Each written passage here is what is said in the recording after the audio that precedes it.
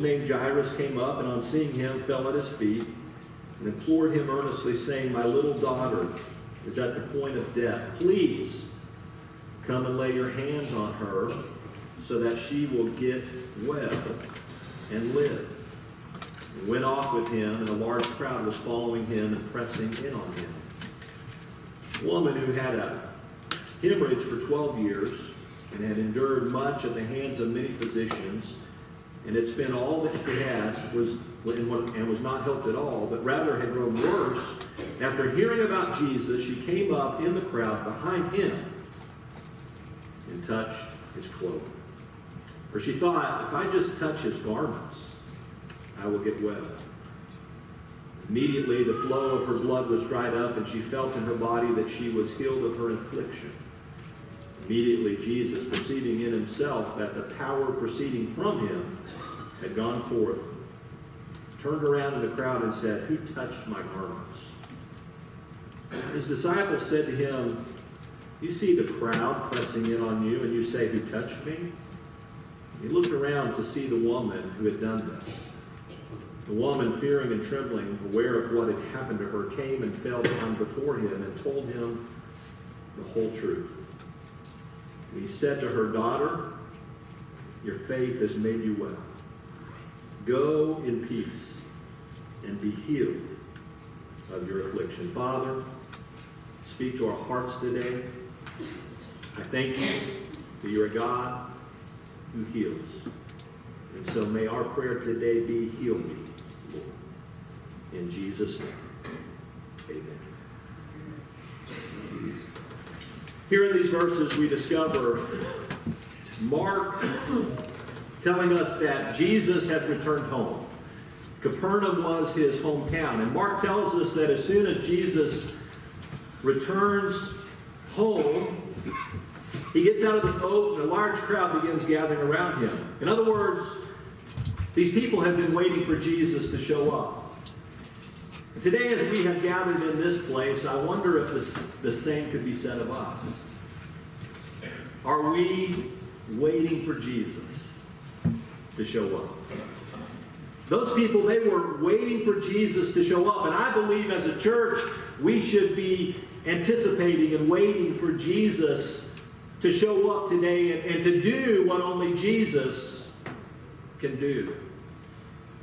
Well, among those waiting in the crowd for Jesus to show up is a man by the name of Jairus and a woman who is unnamed.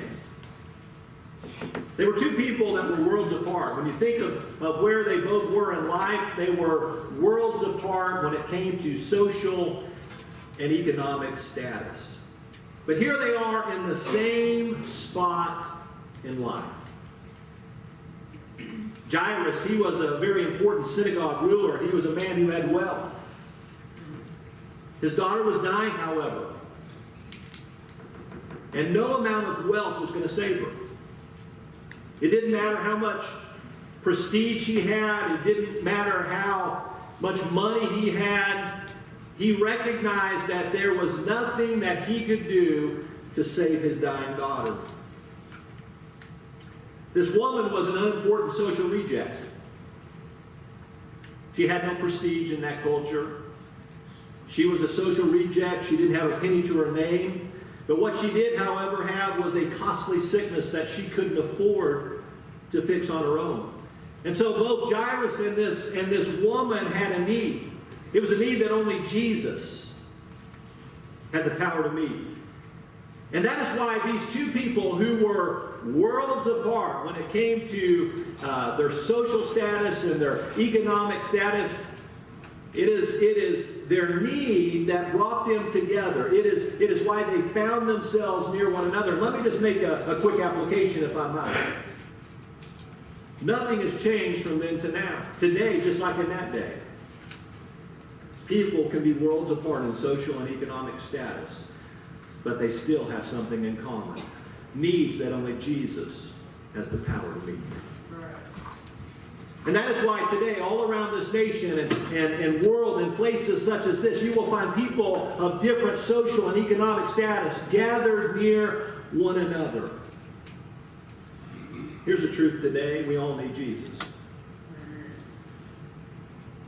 It doesn't matter where you are socially, economically. The truth that can be said about all of us today is that we all need Jesus. And so Jairus and this woman, they are among those waiting for Jesus to show up. And Mark tells us that when Jesus shows up, Jairus is the first one to step out from among the crowd and approach Jesus. Mark writes there in verses 22 and 23, he says, one of the synagogue officials named Jairus came up and on seeing him, fell at his feet and implored him earnestly, saying, my little daughter is at the point of death. Now, can you, as a father, can you hear the heart of this earthly father? Can you imagine? Some of you, maybe you can imagine, you've had a child who is at the point of death, and you understand what it's like to go and to implore Jesus to do something. And so he comes and he implores earnestly, saying, my little daughter is at the point of death. Please,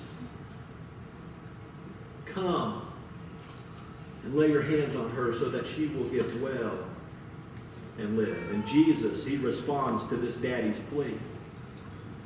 And I just want to say today that Jesus still responds to daddy's pleas.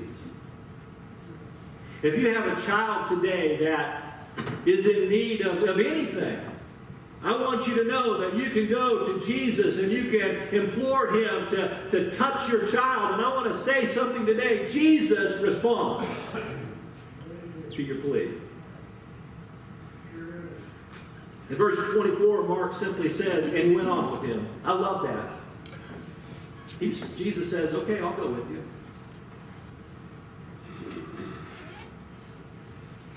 But it wasn't just Jesus and Jairus going.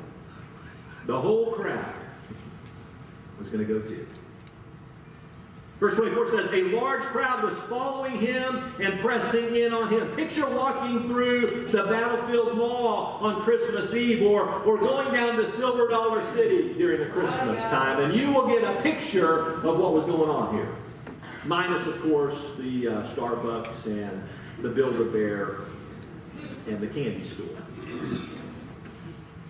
Just a few of my favorite places to visit in the Battlefield Mall. And so this crowd is surrounding Jesus and Jairus. They were packed in and packed in this crowd of people surrounding Jesus and Jairus. We find this unnamed woman. And while we don't know this woman's name, there are some things that Mark tells us about this woman. The first thing we know about her is her desperation. Mark tells us in verse 25 that this woman had a hemorrhage for 12 years. And though Mark doesn't specify exactly where this hemorrhaging was occurring, it is widely believed to be in her uterus. 12 years this woman had had a bleeding problem. Let me say that again, and I want to say it very slowly. 12 years this woman had had a bleeding problem. For me, 12 days or 12 minutes or even 12 seconds is a long time to be sick, but then again, I'm a guy.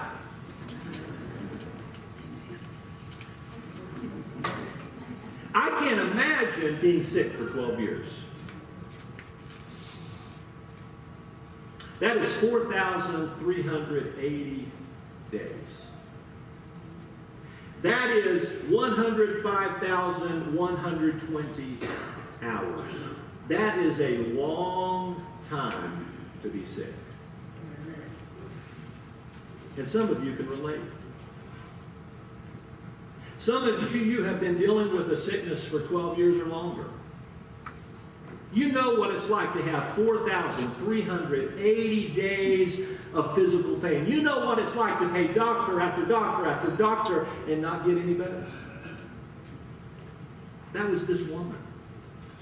Mark tells us in verse 26, she had endured much at the hands of many physicians and had spent all that she had and was not helped at all, but rather she had grown worse. So the money had run out for this woman, and time was getting ready to run out for this woman. If something didn't happen soon, This sickness was going to end in her death.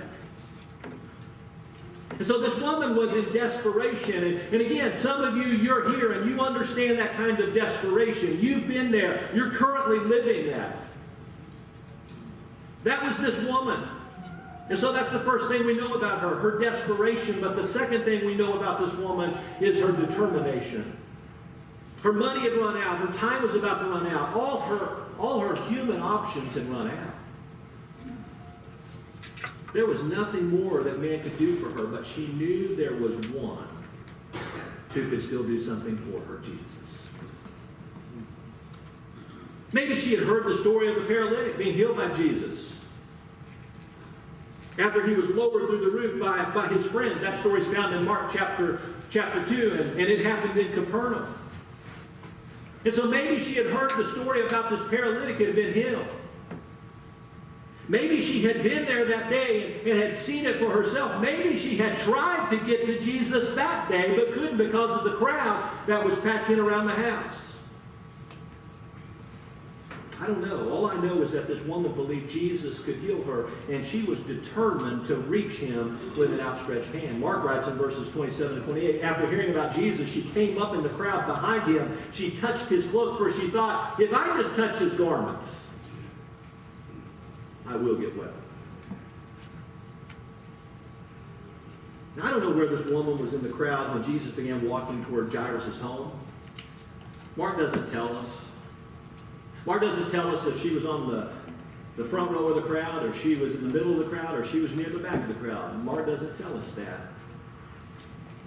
But I know where her determination got her. Her determination got her through the crowd and within reach of Jesus' cloak. Her determination got her exactly where she needed to be to receive the miracle that she needed. You know, she could have let all kinds of things hold her back. I mean, think about the obstacles that were in her way that day. Think about all the things that could have held this woman back from even trying to get to Jesus. The crowd. She could have looked at the crowd and she could have said, there is no way that I'm ever going to get to Jesus. Again, if she had been there that day when that paralytic was healed, she could have said, you know, I've been in this place before. I've seen this, and there's no way that I'm ever going to be able to reach Jesus. She couldn't let the crowd. She could have let the fact that Jesus was on his way to help someone else. She could have said, I'm not going to bother Jesus. I mean, Jesus is going to help Jairus. That's where he's headed. There's no way that I'm going to be the one that's going to stop Jesus from reaching this little girl who's on her deathbed. There is no way that I'm going to be the one who has the reputation that, yep, this woman slowed Jesus down, and Jesus didn't make it to the house of Jairus, and that little girl died. She could have let all kinds of obstacles get in her way that day, but she didn't. She had a determination to get to Jesus. Instead of letting excuses hold her back, she let expectation move her forward. Nothing was going to keep this woman from the one with whom nothing is impossible. Today, if you're here and you feel like you've exhausted all options, I want to remind you that there is one option that is never exhausted, and his name is Jesus.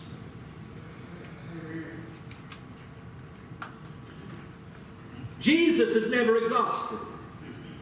Jesus is always an option. When all other options are exhausted, there is always Jesus.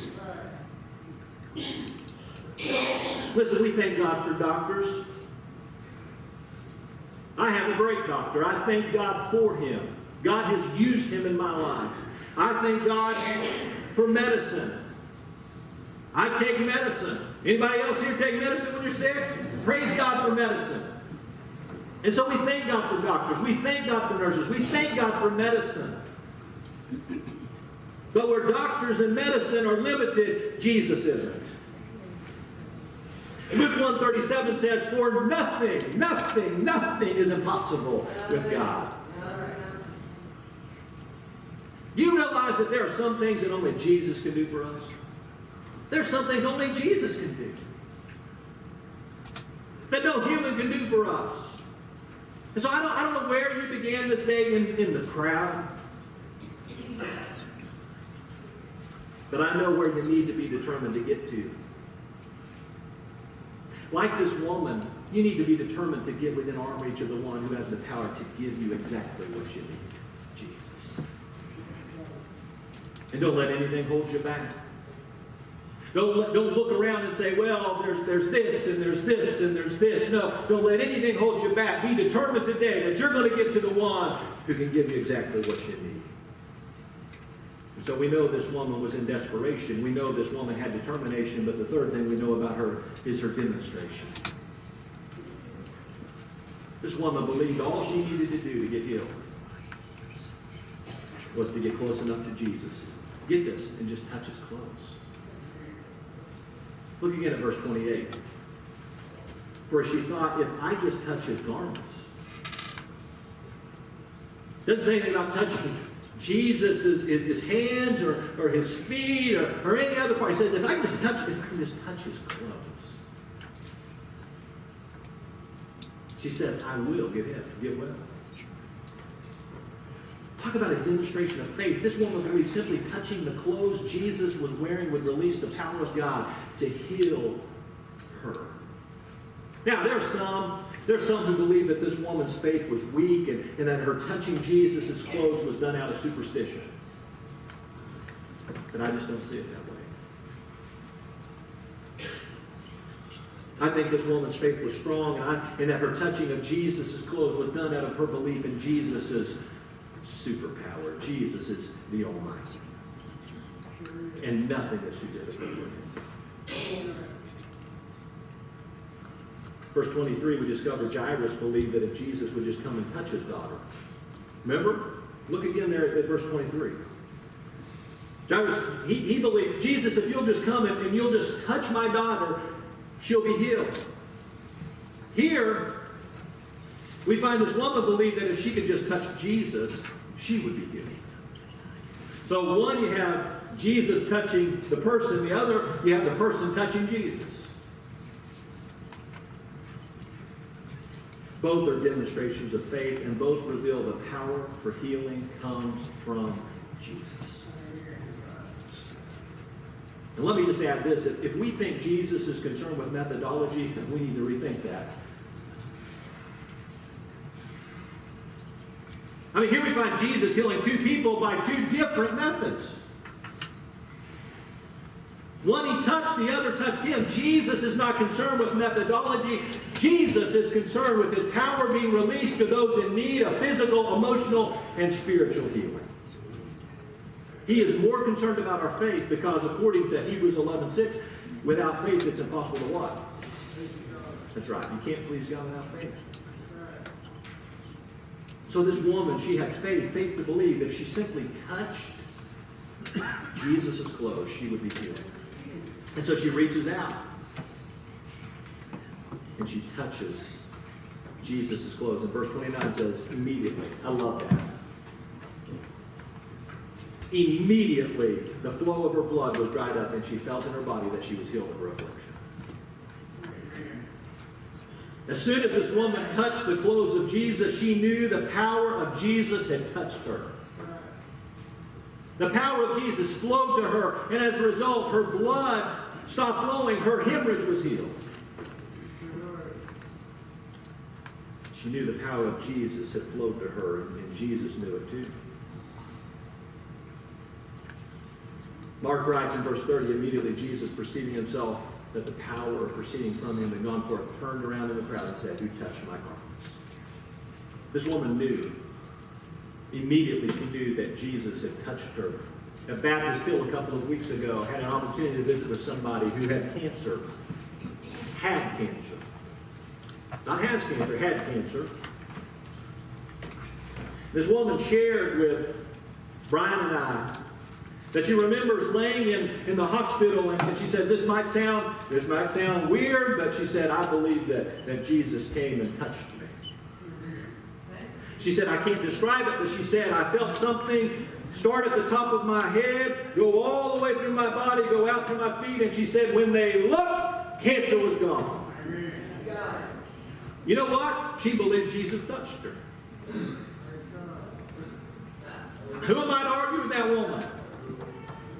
I could look at that woman and say, I don't think Jesus touched you. Now, I believe Jesus touched her. I believe Jesus made her whole. I believe that this woman experienced exactly what this woman experienced in Mark chapter 5. She experienced the power of Jesus healing. Jesus knew immediately something had happened. And so he turns around and he says, "Who touched my garments?" And the disciples are like, "Really?" It'd be like, well, again, it'd be like you're at Silver Star City. I mean, you know, you're packed in there, and I say, "Melissa, somebody touched me." She's going to be like, "Really? Where did you graduate from again?" And so the disciples, they're like, "Seriously, Jesus? I mean, you see the crowd that's pressed in on you, and you are saying that somebody touched you." I like what one writer said. Jesus knew the difference between a touch and a touch. I like that. That's good. Jesus knows the difference between a touch and a touch. This woman didn't just touch Jesus. This woman touched Jesus. And the moment she touched Jesus, the moment she stretched out her hands in faith and touched his clothes, the power of God was released, and she was healed. And so Jesus keeps looking for this one who touched him in such a way as to release his power. And finally, this woman comes and she falls at the feet of Jesus and she tells the whole truth. Mark tells us in verse 34 that Jesus says to her, "Daughter, your faith has made you well. Go in peace and be healed of your affliction." That brings us to the final thing we know about this woman, and that is her destination. Jesus says in verse 34, "Daughter, your faith has made you well. Go in peace and be healed of your affliction." This woman began her day in pain and suffering, but she ended her day in peace and salvation. Jesus says, "Go in peace and be healed of your affliction." The word that Jesus used for healed is a word that speaks of being made whole. See, this woman wasn't just suffering physically when she came to Jesus. This woman was suffering spiritually when she came to Jesus. When she came to Jesus, she was on a destination course of physical and spiritual death. However, when she left Jesus, she was on a destination course of physical and spiritual life. Her faith had saved her from death and destruction. And so I just want to say today, if you began your day today in pain and destruction, you can end your day just like this woman did. You can end your day in peace and salvation.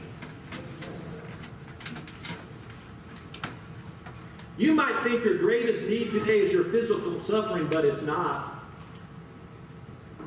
If you're on a destination course of spiritual death, that is your greatest need, and it is Jesus' greatest concern.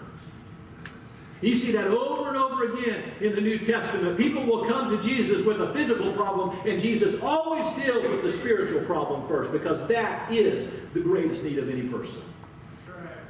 And while it's great, listen, while it's great for us to pray for people who have physical suffering and pain, and we do and we should, listen, we also should never forget that people's greatest pain is their physical, not their physical, but their spiritual pain. And we should be praying for people who are spiritually dead, that they might become alive unto Jesus Christ.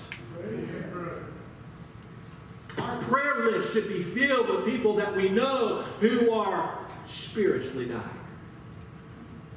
That they might be touched by Jesus, that they might be made whole, because that's what Jesus wants. Jesus wants every person to be made whole. And so I want to tell you today, if you'll just reach out your hands in faith toward Jesus, believing that He alone has the power to save you from your sin, you will leave this place on a destination course of spiritual life. Jesus will say to you, "Son or daughter, your faith has made you well. Go in peace and be healed of your affliction."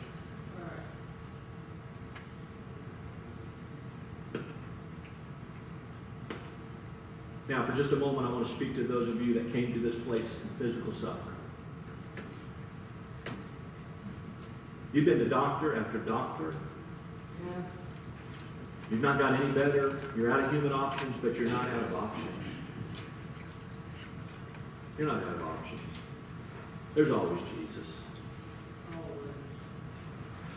In a few moments, I'm going to give you an opportunity to gather down at these altars and do what this woman did. Just simply stretch out your hands to Jesus in faith and say, heal me. Now, I want you to hear something today. I think sometimes we're afraid to pray that prayer. It's a dangerous prayer. And I think sometimes we're afraid to pray that prayer because if we don't get healed, we believe it must have been because we didn't have enough faith. And maybe you've heard people say, well, if you don't get healed, then you didn't have enough faith. You ever heard that before? That's not true. I've shared from this pulpit, I think already, of a dear woman, precious saint of God, down at Highlandville. Her name's Diana. Her name was Diane. She had faith. She believed that Jesus could heal her. And she cried out to him and cried out to him and cried out to him for God to heal her of her cancer, but God chose to heal her in a different way. She wasn't healed this side of heaven, but she was healed in heaven. It had nothing to do with her faith. But sometimes I think we're afraid to simply say, God, heal me. Because we've been told that if it doesn't happen, then somehow that's a lack of faith on our part. Listen, is lack of faith the only reason people don't get healed? No. Sometimes it's just not within God's sovereign plan for us to experience our healing this side of heaven, and that's okay. Because God is sovereign. Listen, faithful and faithful people die every single day. It doesn't have anything to do with your faith. That's not the only thing we're dealing with here. And I want you to hear that today. And so by asking you, I want to be clear today, by asking you to come, I'm not in any way pretending to know what God might do or not do. I have no idea. No idea. I'm merely giving you an opportunity to step out and say to God, I believe there's no limit to your power.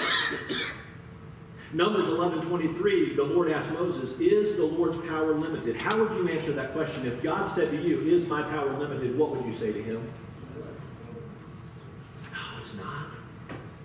And so when we step out, all we're saying to God is, God, I believe that your power is not limited. Your hand is not too short. Your hand can reach me. Your hand can touch me. Your hand can make me whole, physically, emotionally, spiritually, in every way, God. I believe that. In his book, The Circle Maker, Mark Batterson writes this, and this is good. With God, it's never an issue of can he, it's only a question of will he. And while you don't always know if he will, you know he can. And because you know he can, you can pray with holy confidence. By coming down, you're simply saying to God, I believe you can. I believe you can. I don't believe your power is limited to heal me of this sickness. So I'm reaching out my arms toward you, not knowing if you will, but believing you can. And so the question today is not if God's arm is too short to reach us,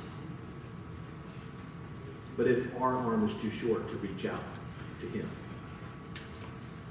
Do you realize that 100% of prayers that never get prayed, never get answered?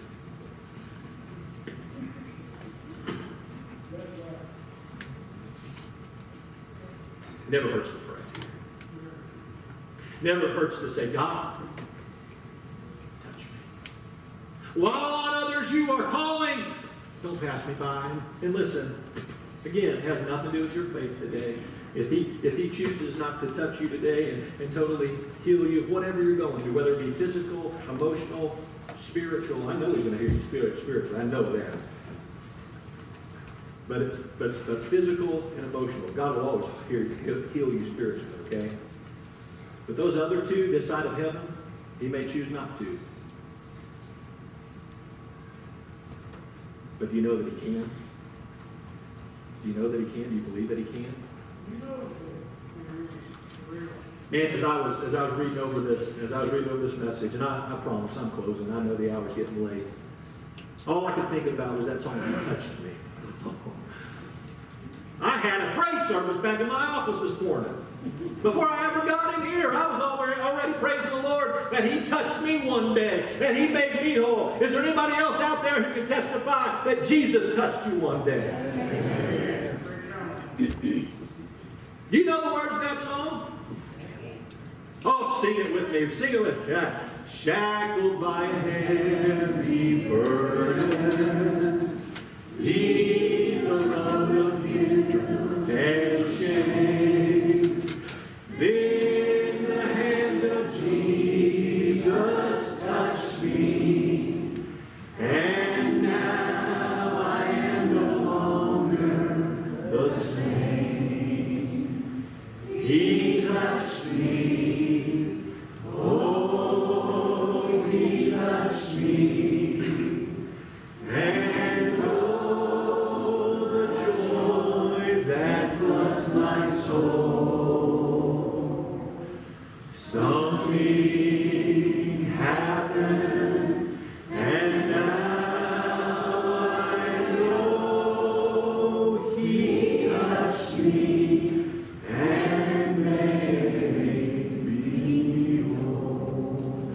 Since I met this blessed Savior, since He cleansed and made me whole, I will never cease to praise Him. I'll shout in wild eternity roll. Sing it, church.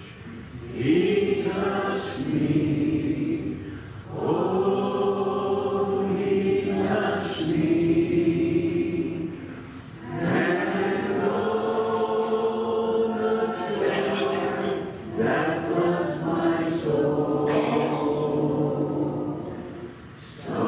Something happened, and now I know He touched me and made me whole. Father, thank You for touching us. Thank You for making us whole. Thank You that we have eternity to praise You for what You've done for us. And Father, I pray for those here today who need to be touched by You. Father, that one who is spiritually dead, I pray that today, as You speak to their hearts, I pray that they would, during this time of invitation, that they would come and that they would place their faith and trust in You, Jesus, that they would be made alive in You. And Father, there may be those here today who need to just simply come to the altars. They've got physical suffering, emotional suffering, other types of suffering. Maybe they just need to come and they just need to say it. And Father, while we don't know what You're going to do, we believe You can. We believe You can. We thank You that You can. So Father, may You be glorified. Jesus, may You be lifted up. May we be forever changed because we were here today and You touched us. We pray this in Your name. Amen. If you'll stand, would you come? Would you come? The one who is lost, the one who is separated from God, would you come? Would you let Jesus touch you?